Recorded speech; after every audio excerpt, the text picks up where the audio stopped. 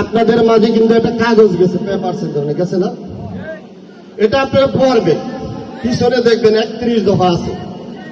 শহীদ president Ziaur রহমানের সুযোগ্য সন্তান, বিএনপির ভারপ্রাপ্ত চেয়ারম্যান, হাজার হাজার মাইল দূরে থেকে তারেক রহমান আপনাদেরকে, এই বাংলাদেশের মানুষকে ভালোবাসা দিয়ে এই 31 দফা সংস্কার প্রস্তাব দিয়েছে। সেখানে কিন্তু উল্লেখ করা আছে যে আমাদের বাংলাদেশের মানুষের, কৃষকের যে সমস্ত সমস্যাগুলো আছে সেগুলো সে সমাধান করবে।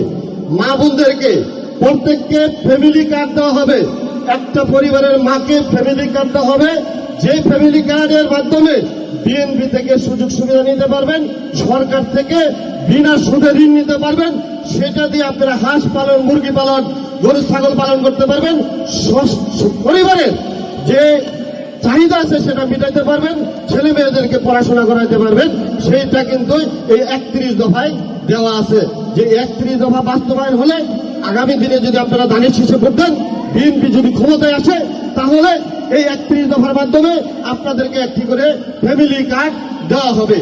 বিএনপির ভারপ্রাপ্ত চেয়ারম্যান আরেকটা কথা বলছে যে যদি বিএনপি আগামী দিনে ধানের শীষ মার্কায় ভোট দিয়ে ক্ষমতায় আনেন, তাহলে 1 কোটি পরিবারকে, বেকার মেধাবী ছাত্রছাত্রী যারা আছে তাদেরকে চাকরি দেওয়া হবে, যাতে পরিবারের কোনো সমস্যা না হয়। তাহলে আপনারা এই যে সমস্যা আছে, এই পারের মানুষ বেশি অবহেলিত, বেশি দারিদ্র আমাদের এখানে, শিক্ষার মান কিন্তু তেমন নাই, 36% এই পারে। কারণ কি জানেন? আমাদের নগদ টাকার অভাব, ফ্যাক্টরি নাই, মেল কারখানা নাই, যে কারণে আমাদের ছেলেমেয়েরা লেখাপড়া করে না। মেট্রিক ইন্টার পাস করলে খেত খামারে দিয়ে দিতে হয়। কারণ কি?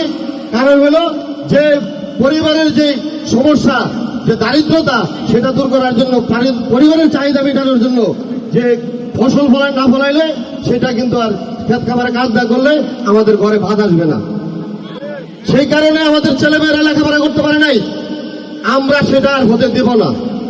আমি যদি আপনাদের সহযোগিতায় সংসদে যেতে পারি, আমার প্রথম কাজ হবে এই রূপগঞ্জের যে এই রাস্তা আছে, আপনাদের এই রাস্তার পাশ দিয়ে আমার আগে মোটা লাইনে গ্যাস দিতে হবে।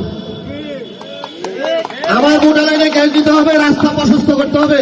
যেটুকু জায়গা হাউজিং প্রকল্প দখল করে নিয়েছে, সেটুকু আমাদের যেটুকু আছে সেটুকু তো ফ্যাক্টরি করলে অন্তত আমাদের মানুষ বেঁচে থাকতে পারবে, চলে ফিরে খাইতে পারবে। সেটা হলো আমার প্রথম কাজ হবে, 2 নদীর পাশ দিয়ে গ্যাস লাইন সংযোগ করা। কেটিভি বাংলা, বিশ্বের চোখে বাংলাদেশ।